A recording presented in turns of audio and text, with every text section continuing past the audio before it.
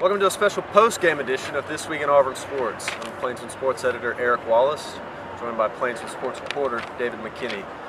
We're here at Sanford Stadium where Auburn just got done getting their butts handed to them by Georgia 34-7. It's about the lowest of lows for the Gus Malzahn era so far.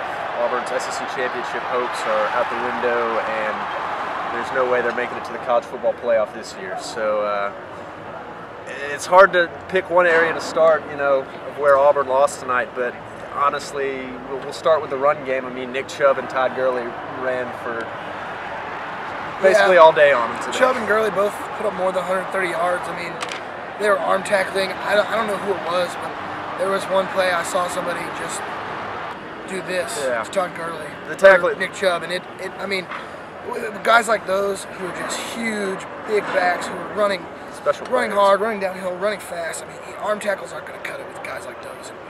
And it was arm tackling all night, and it was abysmal. Auburn's tackling has been a problem for a lot of the second half of the season, and I think we saw probably it at its worst today. I can remember just about where we are on the field. We saw one play where on the screen pass to Nick Chubb, Jonathan Mincy just bounced right off of him, and three other Auburn players missed him. So, I mean, we saw the worst of Auburn's defense tonight, and the defense is clearly regressing. It's hard to see a lot of. It's gotten worse over the last two games. The last two games have been, a rough patch for the defense. But offense wasn't much better tonight, which is uncharacteristic of Auburn because, a lot of times when the defense isn't playing as well, Gus Malzahn's offense, Nick Marshall, and those guys are able to bail them out or at least keep them competitive. But the offense wasn't getting it done either.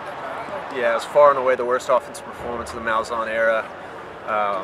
Only limited to only 150 rushing yards. Cameron Arks-Payne didn't break 100 yards. We'll see if he remains as the SEC's leading rusher. I think the Tigers really missed Duke Williams tonight. You saw a lot of missed drop balls from Ricardo Lewis and Sammy Coates. And those are situations throughout the year where Marshall has looked to Williams to come up with crucial catches on third down, and they just didn't have that option. And it's going to be interesting to see how they can rebound from this. Obviously, Auburn came into the season with really high expectations, looking to get 13 seconds better and contend for a national championship, and that's obviously not going to happen this year. So moving forward, they'll take on Samford next weekend, and then obviously the Iron Bowl in Tuscaloosa. Be an interesting matchup, possibly trying to keep Alabama out of the SEC championship because Auburn has just about been back in the spoiler role now. So. It's a tough night from Sanford Stadium, but we'll see how Auburn recovers. Until next time, this has been This Week in Auburn Sports.